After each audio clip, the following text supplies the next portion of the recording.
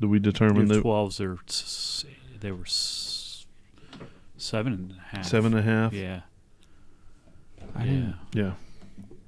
There's another event that just got posted. The Valor event? Yeah, it's a drive. Scavenger hunt. October? Yeah. Yeah. My grandmother texts me for these events before I even know about them sometimes. I've just been busy. There's Chris. Hey, Chris. Hey, Chris. Yeah, I'm not getting comments Mike? or anything on mine Mike. anymore. Why is that? Surely it's a setting somewhere. It is, but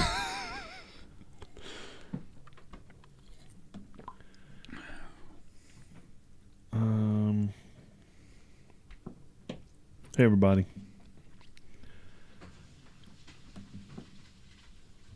Oh, and it's right up Oh, by... well, that There just we got go. a lot more Now- expensive. Now I'm getting comments. There What you you- go. Hey Mike. What got more expensive? The wheel.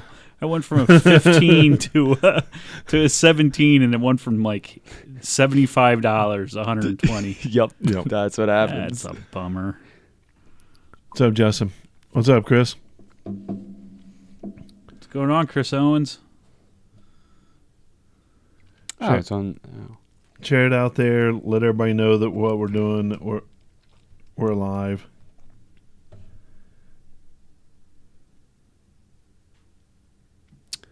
Oh, this ride's going to take place... Oh, wow. 2 to 2.5 hours. Hey, Chad.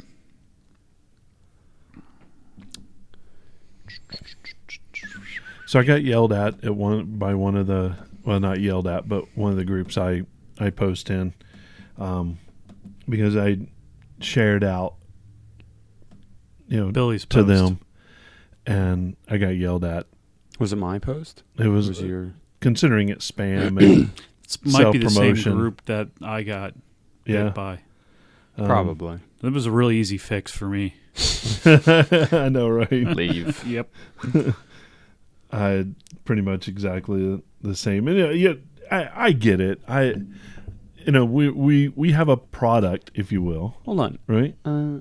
It's Mike Blous's birthday. It is. Happy Oh, birthday. yeah? Happy birthday, Mike. Oh, yeah. I wish him a happy birthday. Yeah. Yeah. On FB today. Happy birthday, buddy. Yeah. So everybody else spam our stuff so that we don't get yelled at. Absolutely. Oh, yesterday was... Well, what if I don't want the center cap? I want to be able to see my RCVs. I'm over here shopping. You I guys know, are right? working. I love it. I'm not doing Neil's anything. photos from yesterday. I know they're good, aren't they? They are awesome. They're They awesome. really are. Yeah. Like, Neil's a cool guy. he's awesome. Oh, He's been around forever. poor dude. He got stung by a bee yesterday. Or Oh, stung by a bee or bit by, a spider or something. something. Yeah. And he was in rough shape. Yeah. Yeah. Wow. He didn't realize what had happened until later on. right. But we're going along, and Scott's feeding us out on the trail. Which is awesome because we had Shit. hot Yeah, I want to know, hot Scott, mini where sliders. Yeah. where my meal is. I requested a King Charles, and I know. Well, you got to just show up. That's what you I got. thought I thought we were talking delivery. No, you got to start by showing up. Yeah, I know. That's I the know. price of admission right there. You know what? And as we get into it, we'll talk more about it. But maybe worth the price of admission because yeah. that man can cook. It's Oh, it was great. He can make It was food. delicious. yeah, for sure. Murder wasp. Yeah, It was it something. might have been. Swell up pretty bad. It was Well, he sent us a picture in the group. We didn't know what had happened until later on. Right. And that yeah. I don't know what the HIPAA regulations are for us talking about his medical condition. On a It's an podcast. injury. I think it's Yeah, different. That's true. It is. All right, so I'm going to try to figure out how to hit record and do all that before I forget and fuck it up again. All right, I think I'm hitting record. That's perfect. All right. And for everybody's fun sake, I have a touch screen, so Oh, nice. I'm just gonna Keep that to yourself. Yeah. You and your fancy Macs over here. You don't got a touch screen. I don't want to touch. I have a touch bar right across the I got bottom. a touch bar along here. I've got and this it's huge intuitive and smart. piece of glass that I can move around on, but I don't have to get my fingerprints all over the screen and have to look through those. This thing's been well engineered. Yeah. What's up, Jason? Good to see you today. I passed Jason on the road, and it's one of those things where my eyesight sucks. Yeah. So I have no idea who's coming at me. But I see like my grandmother. I like your grandmother, for instance. I see somebody in a Jeep with. I can tell that it's our club banner on it. And don't leave those there. I'll try not to. Oh, yeah, you know what I'm gonna put them in your backpack. I'm gonna put them in my backpack. There you go. Because you'll be another week without them. And it wasn't until literally I'm looking sideways out the window directly into his eyes that I realized who it was. So I didn't even have a chance to freak out and wave at him. It was just normal Jeep wave. But good to see you, Jason. I passed him in Emmaus. Everybody passes him. What is Jason? What do you just drive around all day? Yeah, I know, right? I want that. That's my job. I did that today. All I did was drive around today. It was I hauled my kid around everywhere today is really what I did. Did that yesterday too. That's true. We drove around all day. Or some of us didn't really drive. Oh yeah, that was a bear. How'd you get it home? He drove it front wheel drive. Its own power. Did you really? Heck yeah, I did. Four high and front wheel drive. 4 high front wheel drive. Ugliest fucking minivan on the planet. I think my favorite picture is the one where you're looking at the tree out the window. The tree? Yeah. Yeah. Oh yeah. I didn't see that one yet. Oh yeah, you're kissing the tree. Oh yeah, I was kissing the tree because the tree kissed you. Yeah. So I still can't open my door from the outside. Not from the outside. Save it for the show. Dukes of Hazzard. Save it for the show. All right. Yeah. What do you think? How many are we good to 14. 14. Give it another 15. minute. Let's give it another minute or so. Get a couple more people. Everybody get out there and share it out. Get a couple more people in. Yeah. And we're gonna just to kind of preface everything. Today is we have a pre-recorded interview. I don't want to spoil who it's with yet, but we have a pre-recorded interview that we've already done. Mm-hmm. That'll be the back half of this episode when we actually put it all together. So we're going to do the intro of the episode as if we're recording it as a regular episode, and then after that we'll just continue kind of talking to you guys, and if you have questions, throw them up there.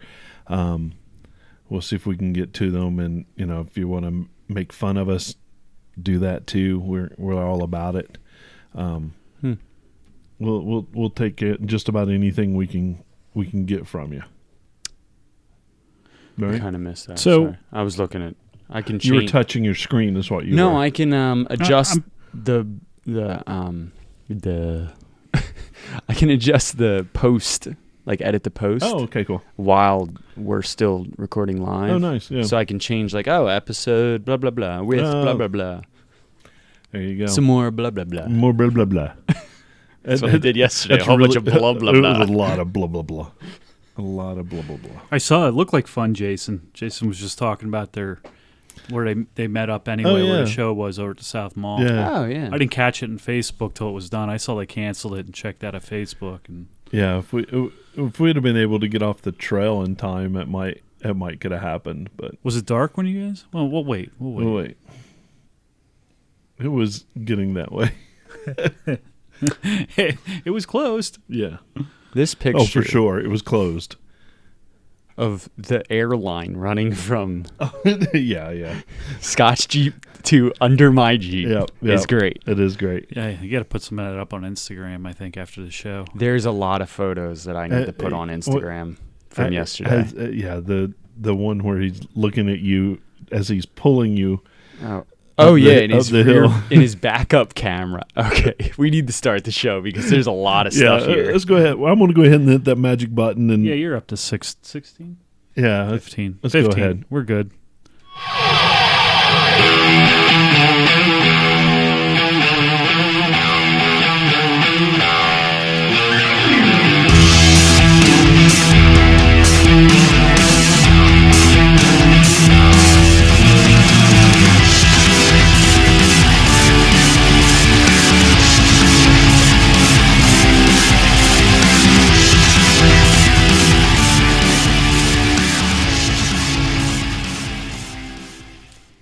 Well, hey, everybody, and welcome to the Jeep Life Podcast. We're a podcast where we celebrate that Jeep life.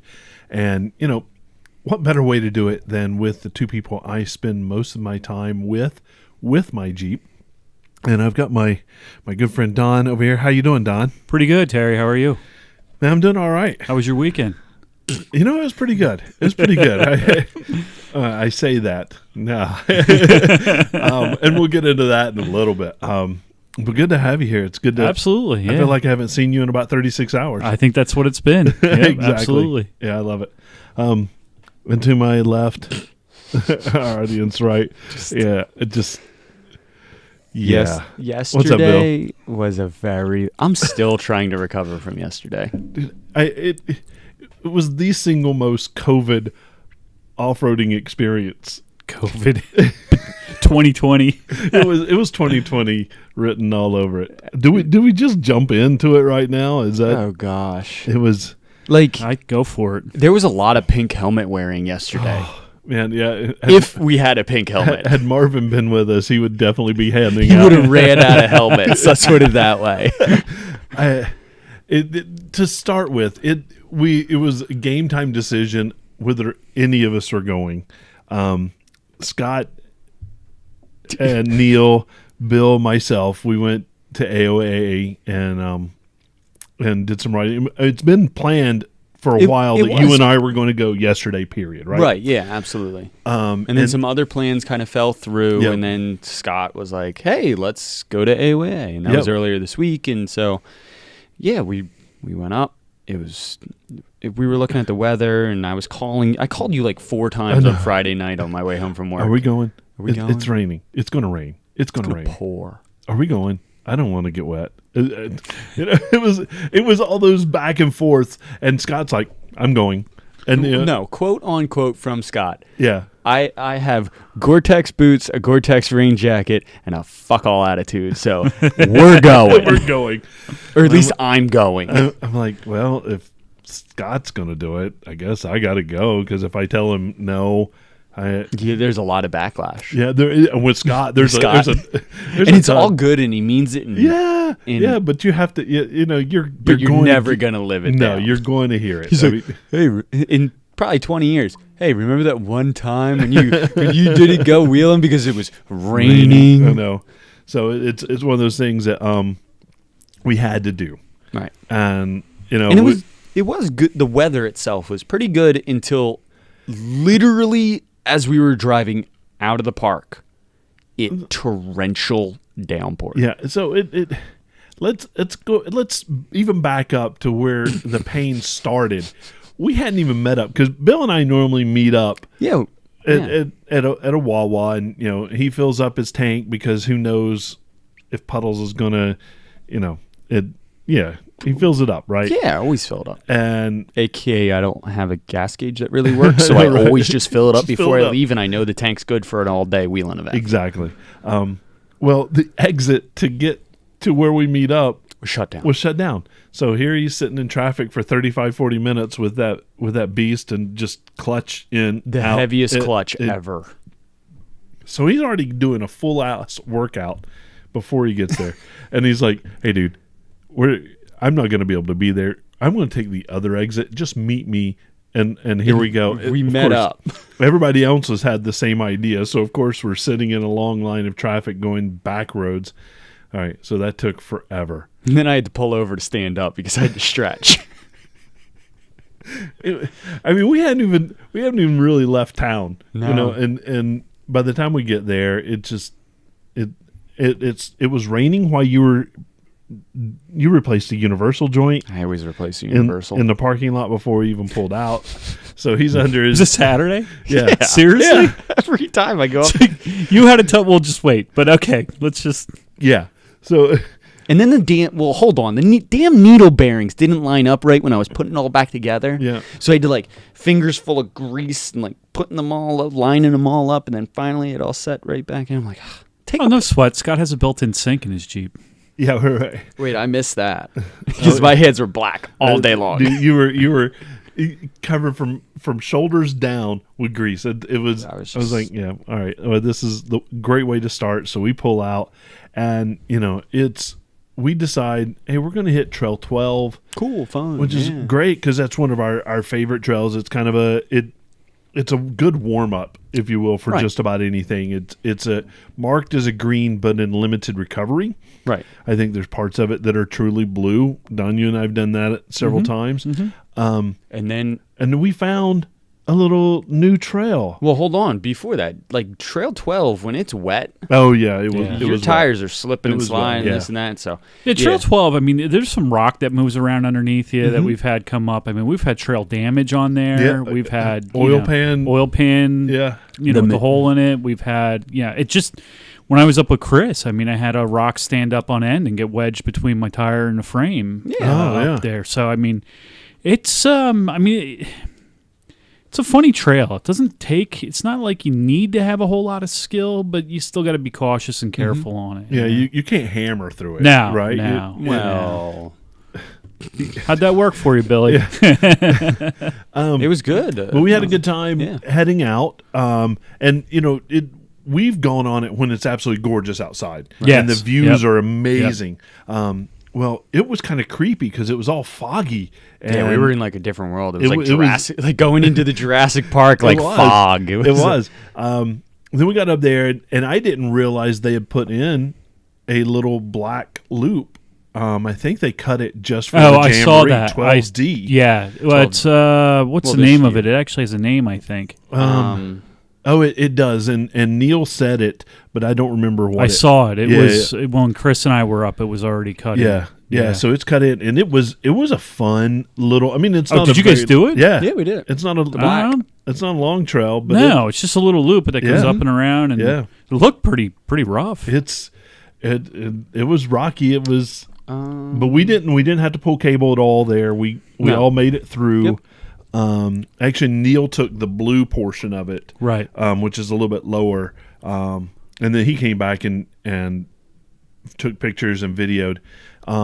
While we're halfway through that, man, it's right around upper tax bracket. The entrance. It's the bottom. It's the very bottom of the upper tax bracket. That's exactly exactly where it is. And there were bees out there. And they were angry as all hell. They were pissed. Murder wasps. They were pissed. Murder hornets. And and then all of a sudden, Scott holds up his pinky and he's like, "Look at this." And I'm like, "What?" And he's like, "I just got stung in the tip of his pinky." Yeah, but it wasn't deep enough to actually break full through all the layers, skin layers. Yeah, but it was just sitting there, and the whole ass end of this bee was just hanging on. It just had little, and I was like, that bee's toast, but fuck. And you're looking at it, and you're going, how did that happen? Because it wasn't a full sting. It as it was stinging. Yeah. Me. And so he hit it off. Yeah. And then they were just everywhere. And I mean, was this Trail 12? No, it was on 12D. The entire park. Yeah, well, it was all over the park. Yeah. You know what? It's getting late in the year, so they're dying off and they're aggravated. Yeah. And they were pissed, and they were all over us because we actually did hike out to upper tax bracket, but we killed that trail, and by that time he already had the oven oven warmed up. We ate at the end of 12D. Halfway through first course, right? Halfway through half part. Yeah. We ate the first course, which Scott's bringing multiple courses. It's an appetizer. Yeah. White Castle sliders and pepperoni pizza. Yeah, it was on a garlic bread. It was So we got that, and he of course brings Mr. Mustard, which is man, the man can make food. For trail food, he's cooking it out of the back ass of his Jeep. I know. So we do that, and then we come back out and we play around. I get out the drone, and it's still overcast, but it's not as ugly on the way out. It cleared up a good amount. Yeah, it did. There were actually times we went out and we were going to do Barney Rubble. Yeah. And, we took all the way to get to Barney Rubble, and there was another group that was coming up Barney Rubble because we were going to go down and then come back up. Yeah. But they were, I think somebody broke on it. They were pulling Bronco cable on it. There was full-size Bronco? Full-size Bronco. Ooh, that's a big truck for back there. I know, right? But he was I mean, he was on the all the way on the right hand side if you're looking down on it. Yeah. So he was kind of going the easier route, but still, like the thing it had some tilt in it, and they do. I mean, because I'm pretty, they're straight axle on the front. Yeah, they are. It's just wide. Yeah, Could you imagine that in wide. Timbertown? Oh, no. No, you couldn't. No. We did have fun in Timbertown, but it was, so we decided at that point, let's go run lower anthracite. That is, and then do Barney Rubble and that's where it ended. Well, yeah. I wouldn't say ended. No, that's where the pain really? began. Is when we decided. No, that's what I'm saying. But after that, you guys were. No, it was a done. It was a done wheeling trip. Oh well, we were late getting back. Yeah. Yeah. So we go, and did you guys have to phone in? Let them know. Oh yeah. Oh yeah. They were like, yeah, okay, just close the gate behind you on the way out. We're all going home. Well, no, literally. Yeah. Dave was like, "See you later." Yeah, I know. No, we down that road already. Yeah. We pulled in, and Dave was literally closing up shop and was like putting the last lock on the last gate down by the. Yep. Yeah. So it was. Then we had, and all the access points to lower are closed. I think there's some land things going on. Yeah, so we had to go all the way back around and come in. And lower was just soaking wet from the day before. It was, we should have looked at it and gone, and said no. No. And gone back and done whatever greens we possibly could have. When you almost fall over standing on flat ground, you're wiped out. You should turn around. Yeah.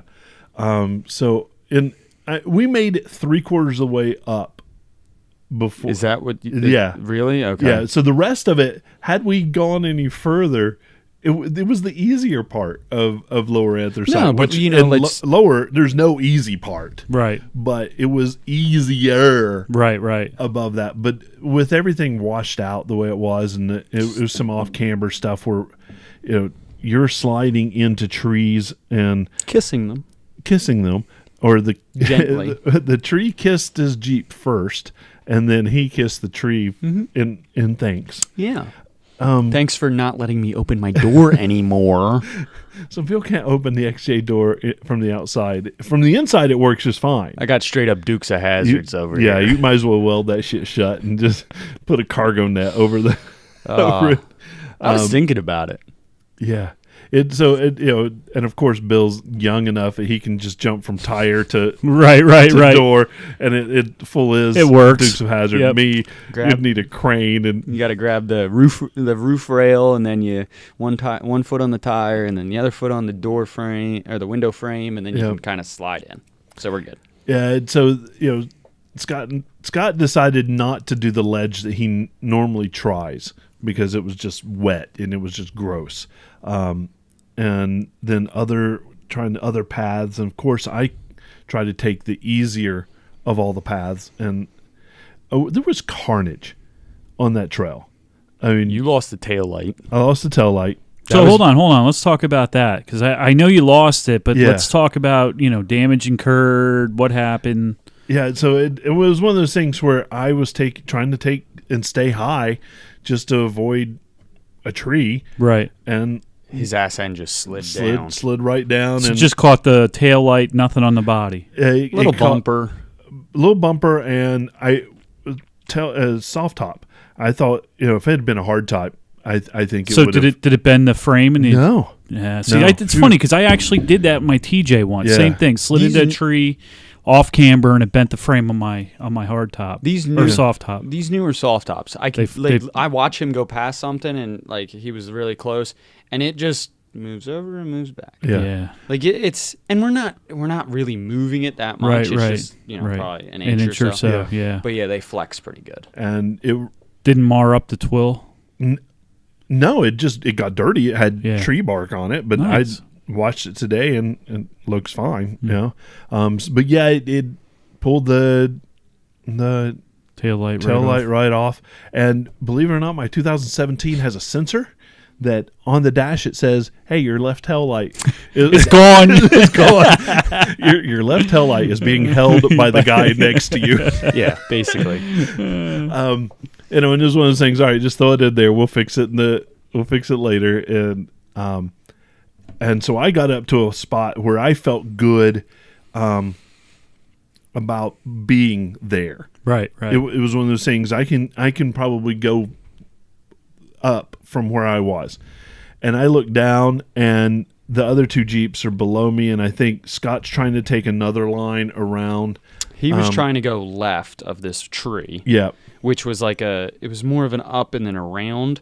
And then I was like, you know what? I'm here. It's wet. I might as well try to, roast the tires as much as possible and see if I get up Pull Scott Grubb. Whatever I can. Tires up. Yeah. Whatever I can. Yeah. So I go to the middle of it. Yep. And Scott was like, well, you can go up this ledge here, or you can go up this ledge, which is like 2 feet next to it.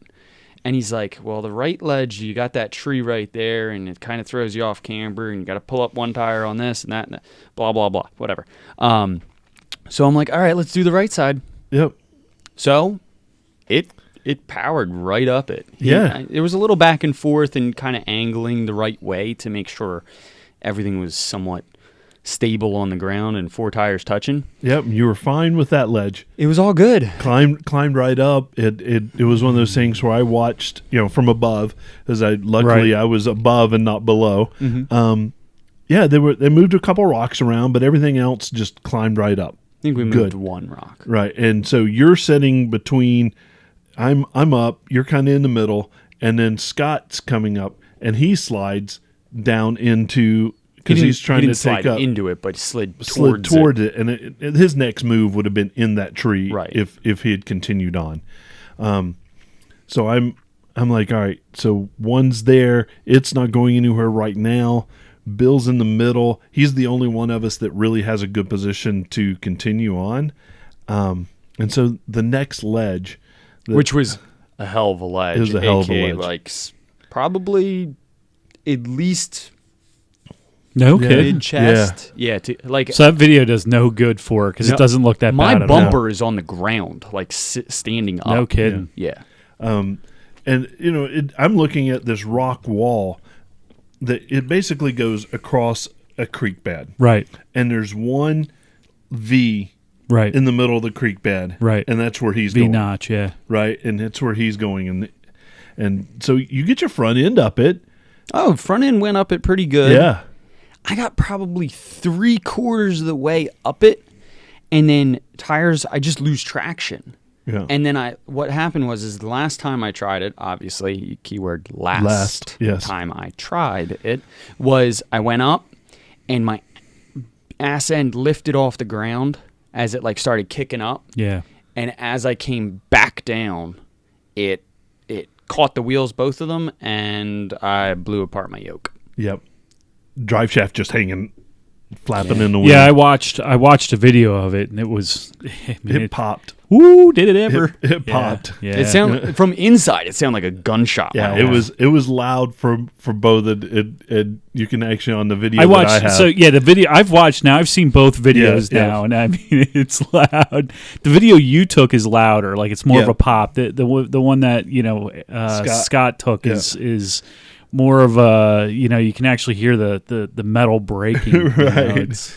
And it was one of those things where I as soon as it happened, I'm like, oh man, we should have just pulled cable and pulled you up the ledge.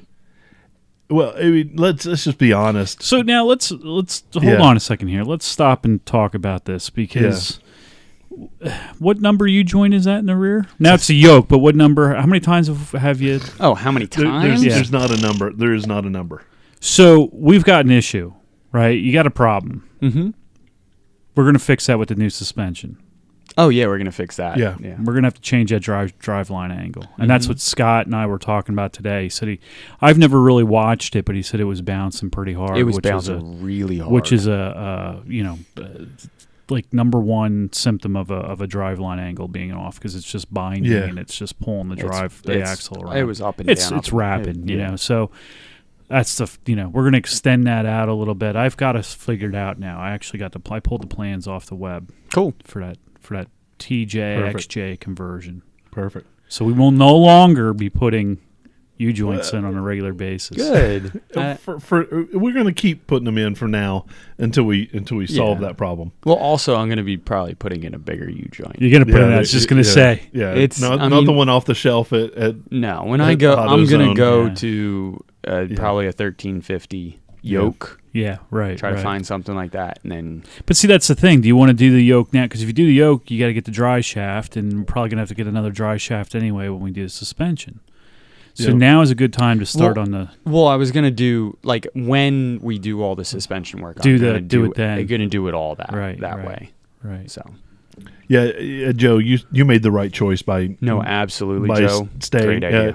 I mean, between Don and Joe, there was wisdom involved in those two individuals. Not so much for us. We all pulled cable. We all pulled cable. Multiple times. Yeah.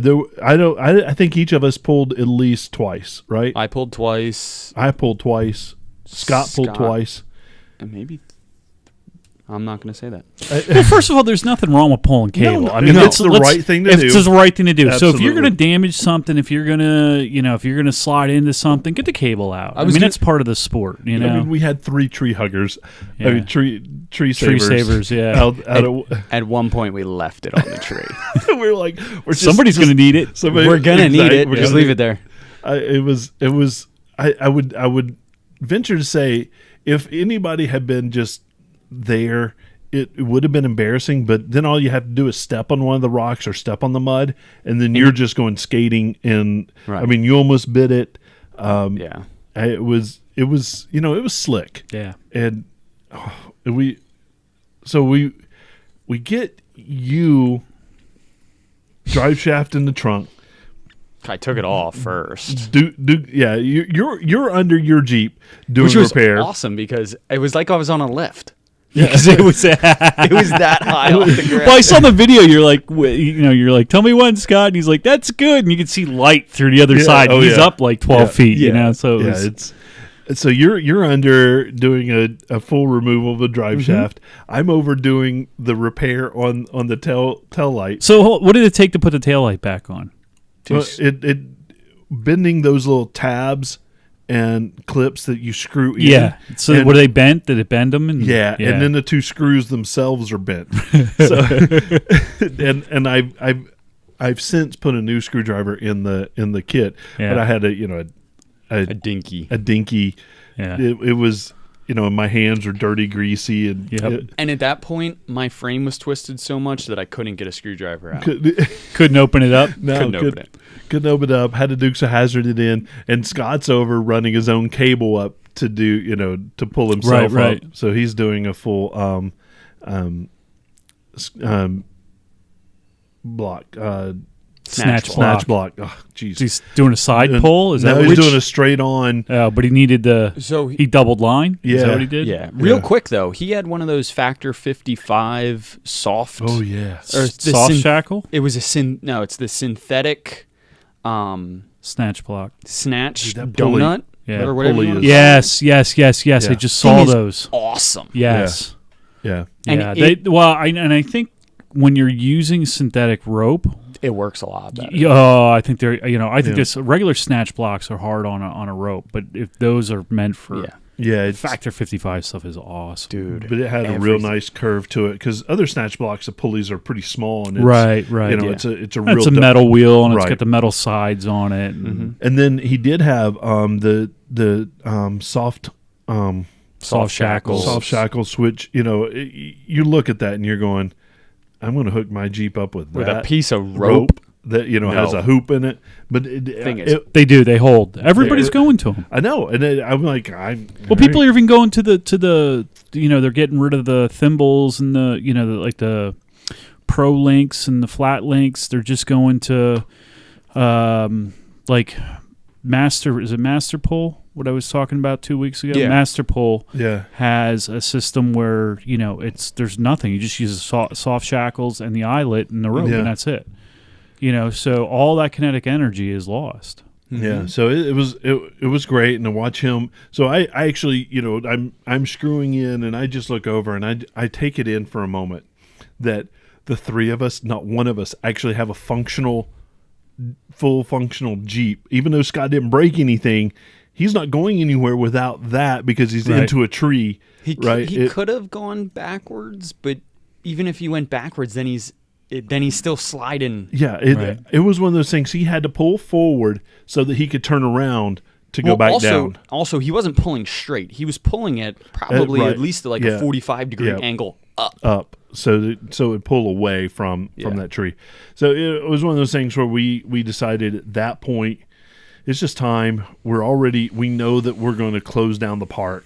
Right. We need to start getting back. So we need to start getting back. And of course, we get everything. We get you back down to the trailhead, backing around. There was another tree kissing, another pull cable. May have been some scratching and possibly almost losing a rear window. That's right. I looked at that dent. It pushed the whole rain rail, like the drip rail, into the Jeep. Yeah, I kept waiting for the just that. It's a back quarter window. Yeah. Most of those get replaced with plexiglass anyway. I kept waining for that. I think to that's explode. A need. Yeah. And then so there was more disaster. A lot more cable pulling. Yeah. and we get you down, and then we get. I can't remember if I did go down before Scott did, and then Scott. We all just kind of worked our way back down the hill. So no rock stacking, right? No rock stacking. We're environmentally friendly.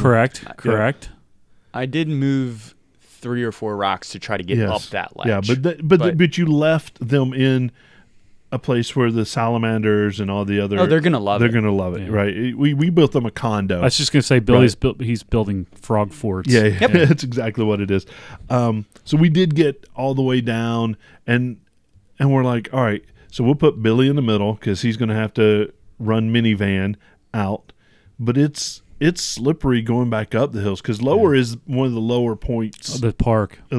And we knew that we had to get back up, and so at one point, well, front wheel drive, it's great in the snow, but it sucks on loose gravel and rocks. Loose gravel, rocks, and on an incline. To boot going uphill, I mean, all your weight transfers to the back. Yeah. So I got to one point, I was just. So toe strap behind Scott, which there may or may not be a photo of the XJ with a toe strap to it in his rear view camera. Yeah. So we, long story short, I know it's too late. It feels like we've done it in real time. Our description of everything, it was so long. We do finally get back to the gate, and it's just. It poured. I mean, literally poured on our way back. And I'm like, oh, we got to do all this repair work and everything in the parking lot with it just putting everything back on, pouring. And about halfway back, it's still pouring, but I can actually see blue sky ahead of us. And I'm like, it's going, hope on the horizon. That was the only thing that kept me going. I was just and then the sun's blinding. Right into it. Cannot see. Blinding. We do get back, and we do get aired up. We get all everything functional enough to drive home. Right. And Dave has to come make fun of me a little bit. Of course he does. It's well known that when Puddles is there, it's broke. It's broke. There's some kind of repair work being done. And they're just really cool people there. If you absolutely. If you hydrolocked your 4Runner, just leave it there until you come get it. It's not a big. They're not jackasses about it. No, not at all. And I've been in that boat where we've been out and we were down on Barney Rubble, and it was a similar situation. It was pouring rain. We had some issues, and I remember calling, and this is long before the podcast. This was, AOA was maybe only open 2 or 3 years at that point, and I remembered, it's cool, just take your time and let us know if you need anything. And we got out. It was a little after closing. I think it was a Sunday. And what did they close at 4 or 5? Earlier, 4. I think we were out of there by 5, and they were good with it. I've left a vehicle on the trails overnight. Oh, absolutely, yeah. And kudos to them. They could be complete assholes. Absolutely. It would be completely in the right to be. Yeah, sure. I mean, you're holding up their days. Absolutely. So Dave, he wants to go home and eat, and you guys are still out wheeling. Yeah, absolutely. And and it's one of those things we try to be respectful, and we want to leave be in the parking lot at 5:29. If the trail ends at 5:30, we want to be done. It wasn't that we weren't keeping an eye on the time. It was circumstances. It was, but at the same, we couldn't at the same go point, I mean, when you look at this analytically, when you're wheeling, I mean, that's you got to take a look at that. Look, if I brake, am I still gonna have enough time to get out of here? Yeah. And now. I was talking to Scott about it. Scott said he's never been on that trail where it's been so bad. So sometimes things just happen, and you can't help it. But nope.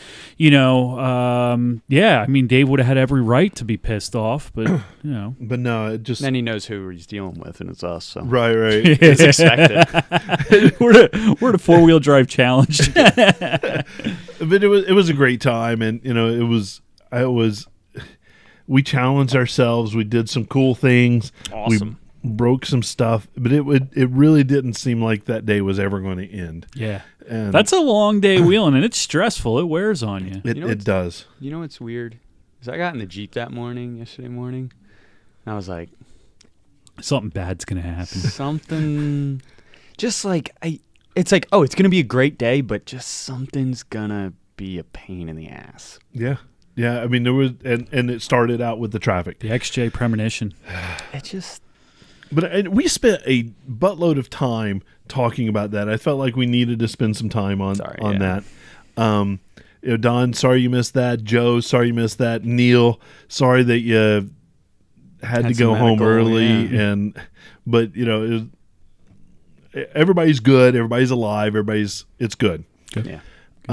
Those are memories. You'll never forget that. Puddles need some Band-Aids, but a lot of Band-Aids, and I don't think Scott's first aid kit's gonna help out with that. I pulled into the driveway with Marie in the passenger seat, and she looked at Puddles and she was like, "Oh, that's some dents."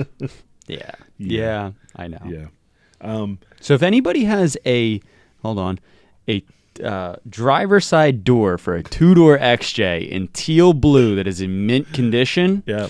Well, hold on. I just saw on our Facebook page there's a set of XJ tube doors, but I think they're 4-door though. I think. But check it out. $150. Yeah, I saw that too. I was like, I wish get I rid had of the an doors, XJ. man. Yeah. Just take them off. Yeah.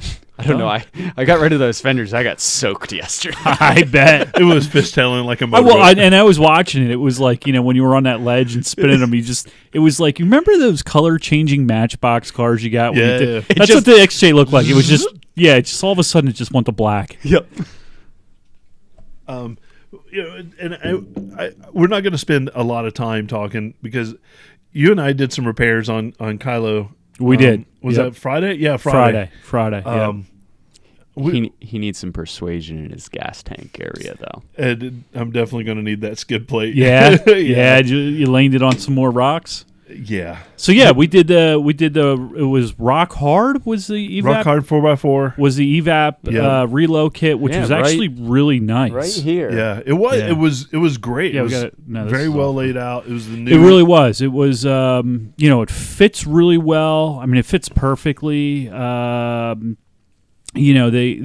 hose routing was a little close to the exhaust, but we were able to pull it away with the tie straps. The materials were good, like it was good metal. It was a good, well thought out kit. It was easy to put on. It took us a little while, but we were BSing, and that's part of working on the Jeep in the garage. But so I want to. We did a skid plate in the front for the transmission. That's it's a transmission. What Mopar calls a transmission skid plate, which is he landed on. Right. Well, I've already given it a new scar too. Yeah, it's not making a sound though. No, it's not rattly. Yeah, that one had a lot more room in it than the other one. Yeah, I was when we looked at it, it didn't look like it was going to. Then we set them down side by side, and I saw how deep it was. It was, but I want to stop everything. My daughter, we joke about it, and she's now on our website as our mechanical and production intern. She has turned as many wrenches on my Jeep as I have, if not more. Mm-hmm.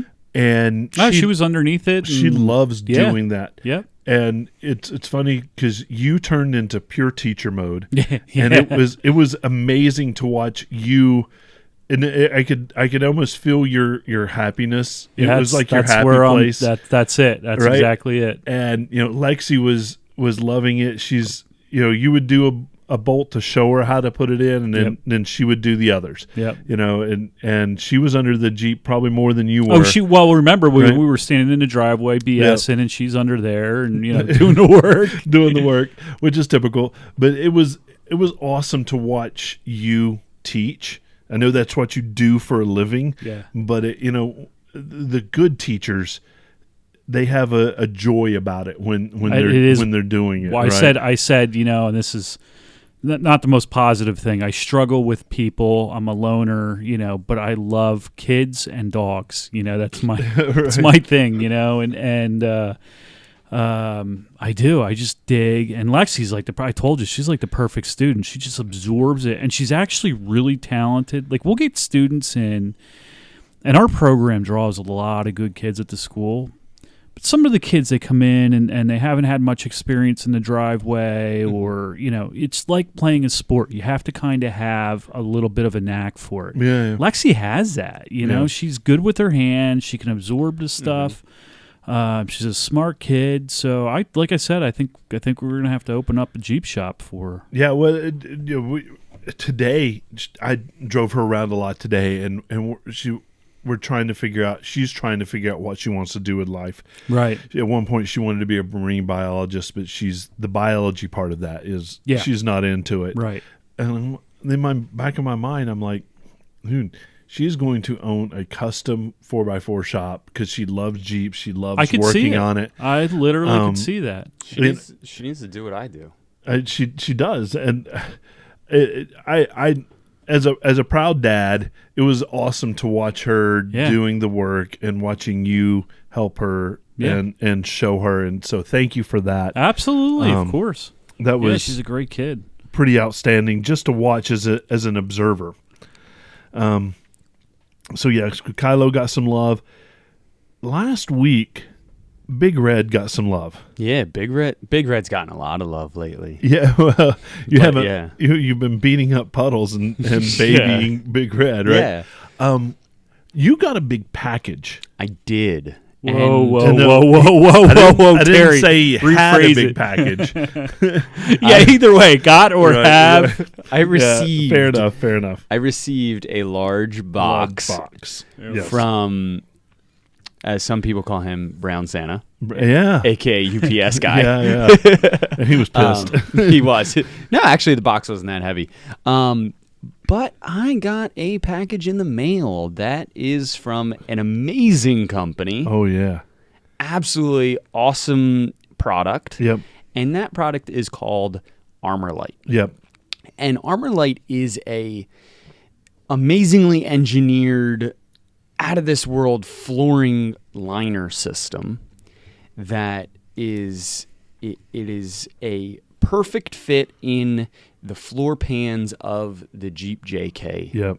And it is just, to this, I'm still dumbfounded on it. Like, from every aspect of driving a Jeep, they took into consideration. Yep. From the soccer mom driving her kids to, soccer practice or picking them up from the pool, to the hardcore wheeler out in Moab, at AOAA, like anywhere. They took every part of the Jeep into consideration. Now, what the Armorlite is, it's the complete replacement flooring system for the Jeep Wrangler. Right now, they've got the full JK and JKU lineup.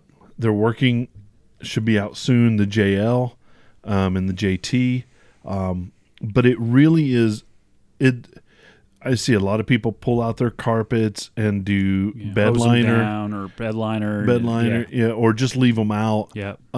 Which I left them out for a long time, and I had, because, so here's the premise of this. It was, I got my carpets wet. Yeah. Like everybody does. Sure. The door seal leaks, this leaks, your soft top leaks. Or you don't put it up and it storms and you end up on with 3 inches of water in your driver's side floor pan. Like, It happens. Then you get this nice mildewy, mold smell. So to get it you got to pull the carpets out. You got to pressure wash them. You've got to completely dry them. Yeah, and it's a process. It is. It really is. And those. So Armorlite, the parent company, makes the carpet that goes in the Wrangler Jeep from the factory. They make it from.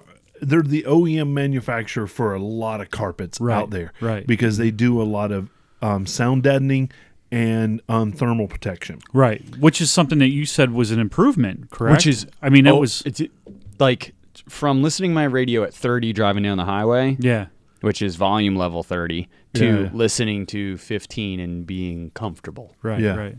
So, and on my first impressions of this were when you guys started talking with Armorlite, and you guys asked if I wanted to be part of it, and I really, I didn't really have. Part of it was I didn't have the time. I was tied up with a couple other things, but I really didn't have an interest in it because I had the WeatherTech mats, and I've seen knockoffs of stuff like this before, and it never really impressed me. And then, what was it, last Saturday morning, I met you at your house. I opened up the Jeep, and it was a jaw dropper. And, I'll call a spade a spade.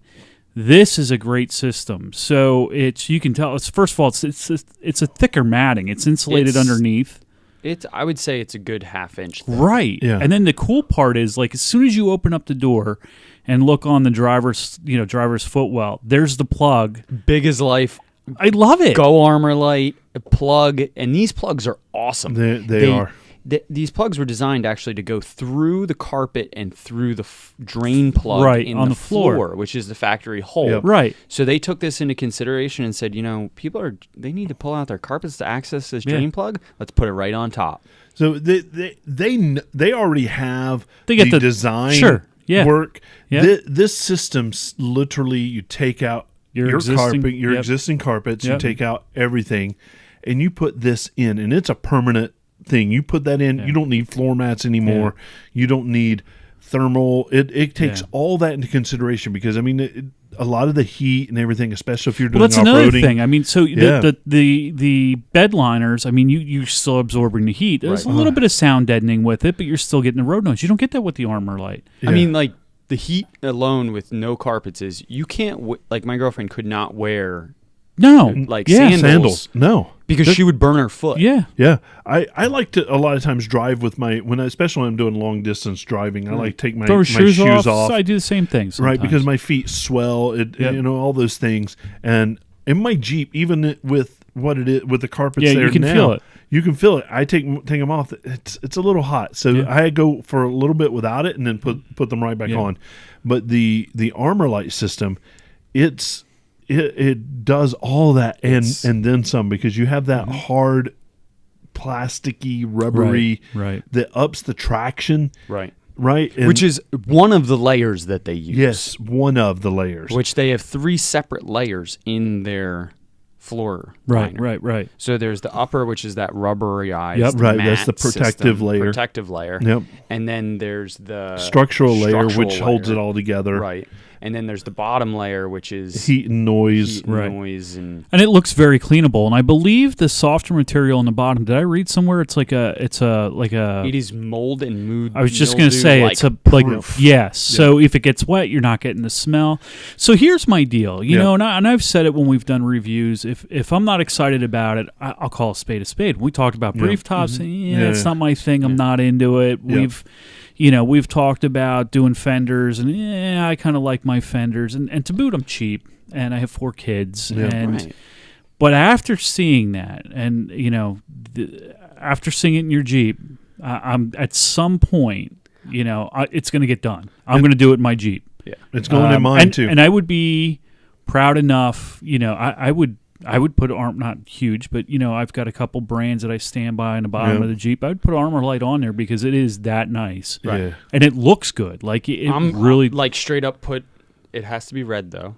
Yeah, red Armorlite sticker. Yeah, on the hard. There are very few products that I will stand behind 100%. And I've said it in the past. I dig AEV stuff. I really like fuel wheels. They've always balanced out well for me and stuff like that when I've done builds at the shop, and Nitto tires and BFG tires.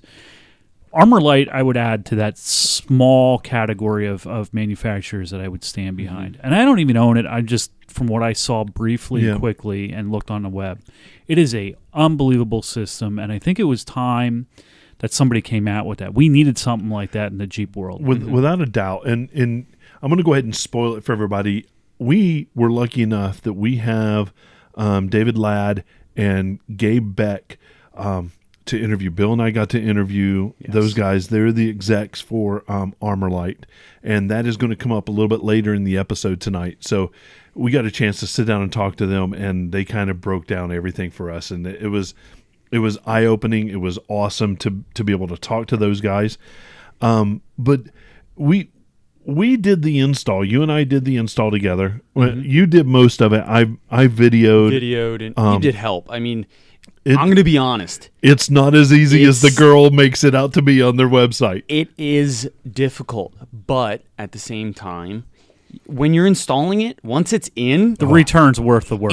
It like clicks in. Yeah. It's done. And it's done. It was awesome. Yeah. So it was really fascinating because it was the beginning of the day started out, it wasn't hot. And then it, like, literally the surface of the sun appeared. As soon as we started that install, it was just like dripping down my face. Yeah, it was hot, but it was also, it's not an easy install. No, I mean, you work at it. You're pushing things around. Heavy. It is heavy. What was the total weight in the box? It wasn't. It's not heavy. It's sturdy. You can't. Right. It's hard to bend. Okay, and you have to bend it, and you have to push it. And you have to slide it. So you get sore fingers afterwards. They do say wear gloves. Wear gloves, definitely, because you have to tuck things under existing molding and seat, and because all that. So stuff did you have sharp. to? Well, hold on a second. Let's backtrack. Did you have to pull the center console and the seats out? You have to pull it up. So there's two pieces to that center console. Yeah.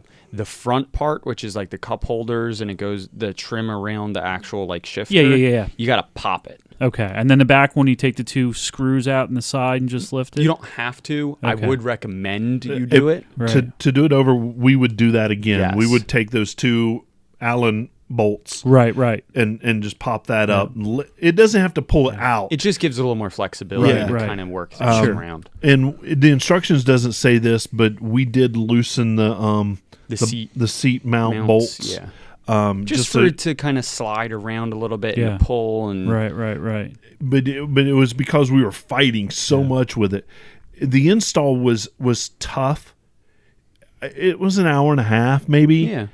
I wouldn't say it was. Hour and a half is not bad. It was definitely not especially a deterrent. When Terry's there. So if Terry's there, you can add 45 minutes to normal install time. Oh yeah, because I'm going to talk. I'm going to hand out waters. I'm going to. Yeah, and he does. He feeds you. We were also recording a video on top of it. Right. So that automatically adds time. But I'm not going to say it was the most challenging install that I've ever done, and it's not at all a deterrent. Right.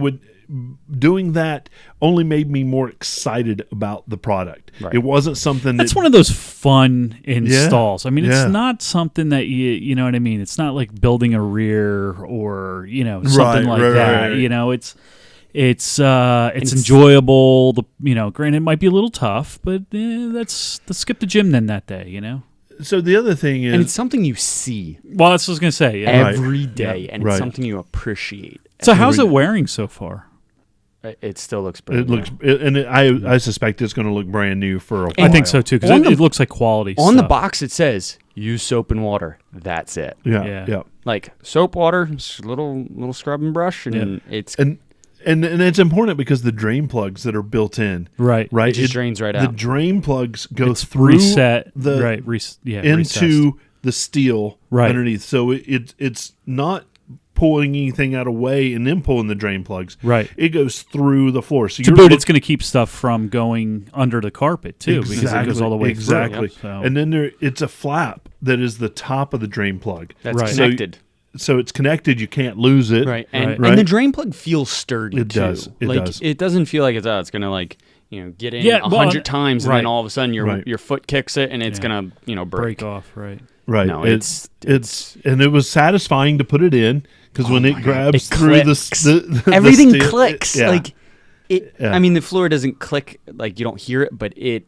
When you get it under and it hits that right spot. Yeah, it's gonna be it's gonna be on my radar probably sooner than later. Absolutely. And for our listeners out there, and like I said, I had no interest in this really when you guys were talking about it. I was excited for Billy and for you because I know you guys were. But I had no interest in it until I saw it, and it literally took me about 3 minutes of poking around Billy's Jeep to know I wanted it. So for our listeners out there, I'm a hard sell on stuff, and I was hooked on it, and then jumped on the web, and did some research, and so it's a good product. I mean, they make a good product. Yeah, and they actually spent, and you'll hear that in the interview coming up a little bit later, but they spent time out on the trail, right, like talking to guys. They work with Jeep Jamboree. They literally have a Jeep out there, at Jeep Jamboree, talking to people and learning people. They're actually engineering it as they speak. Right, they'll find something else out while they're out there. Right. They'll make modifications to the product. So they're talking to people, figuring out what people want. Mm-hmm. They're not just doing it in a sterile lab somewhere. No. They're out there getting dirty. They're out there doing it, and that was one of the things that impressed me the most about talking with them. And I honestly, after that install, I already knew that I wanted one, but after that, I got to get it. Yeah. I have to get it. It'll happen. Randy, G-Pod discount. Right now they're running a 20% off on the yes, they are. on the website. I don't know that we'll ever beat that. So I'm going to be honest. Yeah, they are not cheap. No, they're not. But they are worth every damn penny you spend. But I'm gonna pause that. I put the Mopar Jeep floor liner mats in my Jeep, and I bought those after the fact. Right. Those were $130 or $140, and that's a fucking floor mat. Yeah. I think my WeatherTech was well into the 200s. Okay. Yeah. So when you factor that, do we know can we talk about cost? I've got it up on the website. Public knowledge. It's on their website. What's the cost of this system? So a front and rear 4-door JK is $624. It's really not that bad for a whole flooring system that has as many components to it. I mean, so you get the floor drains, you get the 3 layers of mat. Again, it's quality product, and you're covering not just the footwell, you're covering everything. And they have 2 colors. One's a black, and one is a it's like a tannish tan. What do they call it? Desert khaki. Mm-hmm. And it even looks nice. It wouldn't look good in Kylo, but it looks nice. So if you got a what's the tan interior? The tan interior, right. It would look great in that. I have seen for some vehicles like they have the black interior with the tan floor. Well, I was just thinking of that. Like I have the black, and I'm like, it'd be kind of cool to split it up, but I don't think what the exterior color is right in my Jeep. No, for that. if it was a black or a darker, then or if it's that Gobi color, that would look sharp, right? Yeah, it would. But it and then hold on, for the 2-door JK though, it's $374. Yeah. And then the full vehicle 4-door kit. I'll sell my 4-door and get a 2-door because then the system's cheaper. Yeah, absolutely. And then with the trunk mat as well, it's $729. Which it's not a bad price. I mean, overall, that's not a bad price. If you're talking about the flooring system, I mean, I've seen people spend a lot more than that. Well, what's bed lining? I was going to say, to bed line the inside, because we do bed lining at the school. Yeah, you're probably looking at $600-$700 to bed line it. And this is definitely better than bed lining. Yeah, absolutely, 100%. Yeah, and this is something you can do yourself. So bed lining you can't do. It's an hour and a half of time. It's bed lining is not. Take everything out, tape everything up. You gotta take the seats out. Surfaces have to be prepped. You gotta scuff everything. Then clean it again. No, this is I'm into it. So I'm going to at some point. You'll see my Jeep with an Armorlite system. Yeah, 100%. 100%. Because I was like, I am a big advocate of WeatherTech. Like I think their stuff is awesome. Yeah. Very similar to Armorlite. You know, they have the floors, all the dimensions and everything, and they do a great job. But this system, the fact that it's a complete system is really cool. Mm-hmm. I'm going to make an executive decision, and I'm going to axe our mini topic. No, I think we should talk about it for at least a minute, right? Let's give it a couple minutes. Yeah, you sent out an email earlier. We're going to return to the Armorlite in a little bit. We're giving it thumbs up for sure. Absolutely. I'm giving it like 16,000 thumbs up. Like fantastic. But you sent an email that was jarring to I think the Jeep industry. Yeah, and there's an announcement coming up. Absolutely. Is that right? Yes, there is. I for one am stoked. Me too. About this. I missed this email. All right. Go ahead, Don. Tell us what's going to happen. September 3rd, 9 a.m. I will be at work, but I'll tell you what I will be watching with my students. Yeah. Because it is that important. Yeah. Jeep is announcing the new Grand Wagoneer and the new 4xe, which is the electric. I believe it's going to be a plug-in hybrid. I don't know a whole lot about it. I've been kind of poking and prodding in the Chrysler Jeep community, and they've kept this kind of under wraps. Yeah. But they are revealing both the vehicles, 9 a.m. Facebook Live. The Grand Wagoneer, I know, I've read a whole lot of stuff. Basically, the Grand Wagoneer is going to be built in the Durango chassis with some Jeep goodies on it. Yeah. So the email says something big is coming your way. Yes. And the word big is... Yes. So big. If you're unveiling a Grand Wagoneer, it's probably a third row. Oh, absolutely. Right. It's third row. It's going to be... I don't know how much truth is to all this because I read a lot of stuff and a lot of it's speculation. But the Grand Wagoneer is going to be a higher-end SUV. Yeah. But third row. They also prepare yourself for an electrifyingly grand adventure. Yes. So it's going to be some sort of hybrid. Absolutely. Electric. Yep. And I can't tell if the 4xe is universal across Jeep's lineup. Well, from what I know, the 4xe, and that's what the 4xe is the determination we use for the name that they're calling the Wrangler. Okay. So the Wrangler hybrid. Right. So that's going to be perfect. Yes. Perfect. And I understand Sign me that up. this is going to be similar technology to what's in the Pacifica. And a Pacifica is, that's a Chrysler minivan. Yep. I've heard rumors of those. Not rumors. I know when I've been down at the Malvern Chrysler Training Center, in some circumstances, under the right conditions, 90 miles per gallon. Wow. Works very similar to the minivans. He's wearing his miles per gallon shirt. Yeah. So or miles per mile. Here's what's coming down the road, whether we want it or not. Yeah. I mean, our fossil fuels are limited. Yeah. It's not an endless supply. We need to start making the shift, and I think this has been in the works for a while. I shift all the time. I know. I for one, and I know that there's curmudgeons out there, and that's fine. You live on it. But don't worry about it, because if you're a curmudgeon and you like to burn fossil fuels, we also may have a 392 cubic inch fossil fuel burner coming out. So that's what I'm all about. Yeah, and that's great. You know what I mean? And now it's gallons per mile. The only reason that I don't drive my Jeep on a daily basis is because I feel a little guilty. I was very much like you, Billy, until we hit the recession. Yeah. And we hit something called peak oil. We were. It wasn't actually the amount of oil we were taking out of the ground. It was the amount that we were processing. We were using more than we could supply, and that's why gas prices had gone through the roof. One of the reasons, but. I drive a Toyota Corolla to work. Me too. The Honda Civic, but so in my research of digging deep, and I mean the basic. So there's a study out there that was done by an engineering group that was funded by Exxon, BP, number of the big conglomerates. The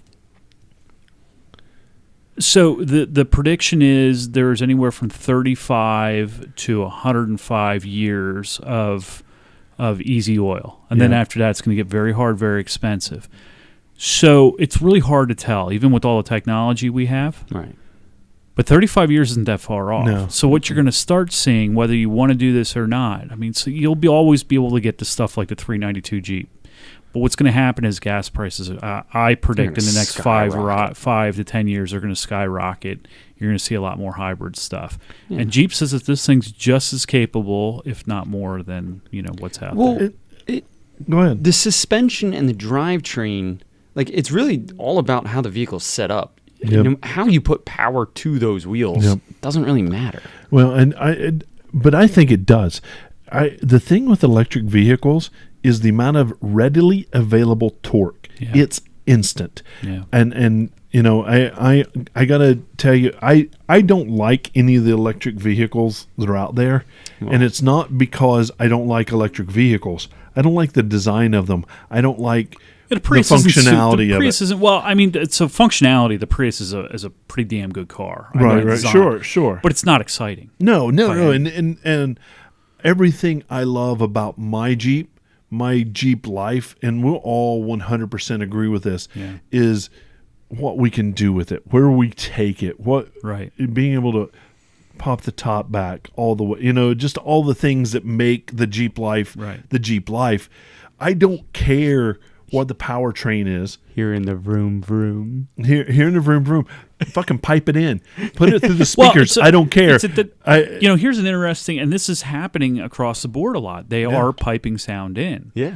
So Honda with the new Type R Civic, they pipe the sound in to give a better experience because they've quieted the car down so much. And there are some luxury cars that have literally gone so far to the silencing side of blocking out the external sound that the driver couldn't hear the acceleration, and you're right, that loses that excitement so they had to pipe in the sound, and you can turn that sound off. Yeah. If I could go silent with my engine noise, and especially if I go silent with my tire noise, then sign me up. But being able to instantly put in an Armorlite. If you ever sat in a Tesla, and gone from 0 to 90, I know it literally whips your head in. It's ridiculous. Yeah. But being able to do that off road with 4 wheels and being able to, I definitely would have got up that ledge. You would have gotten up that ledge, and you wouldn't have broken. No, I probably still would have broke. Yeah. So you're right. You have full torque instantaneously. Not quite instantaneously, but it happens like when you talk about electric motors, you talk about turns. One of the ratings is, how many turns of the motor it takes to hit full torque. And so in most electric motors, it's 10 to 20 turns, which is not that much. I mean, you're talking a couple feet, and you have that. And especially when it's geared the right way. And, it's just all those things. It is going to, and that was a good point that Jeep has made in the past, that they, that these things are going to be torquier. They're going to be better for four-wheeling because of that. Am I going to miss that old sound? Heck yeah. I mean, my dad has I think shared, he's got a Cadillac Slade that's lowered with a 6-liter. We have a supercharger on it, comp cam. I love that stuff. I was a drag race guy, but I also understand the need and importance for this too. Absolutely. Yeah. So I thought it was good that we talk about that, and of course after the announcement we'll do a reaction of it, right? But now I'm going to turn it over to ourselves, Bill and Terry. We're going to interview David Ladd and Gabe Beck from Armorlite. So enjoy over the next little bit. Perfect. Everybody out there, we do some really cool things, and I'm going to go ahead and tell you that as of this last week, the 3 guys you have in front of you are the number 1 rated podcast for Jeeps on Apple Podcasts, which is it floors me. Absolutely amazing. It's amazing. So the people who have done that are the people out there listening, absolutely, paying attention to us, giving us feedback, giving us emails, rating us, reviewing us on Apple Podcasts, on Spotify, on Google, all those sort of things. But really where the next frontier is for us is with YouTube. And we did a video for that Armorlite install. Absolutely, yeah. And that's going to get posted this week.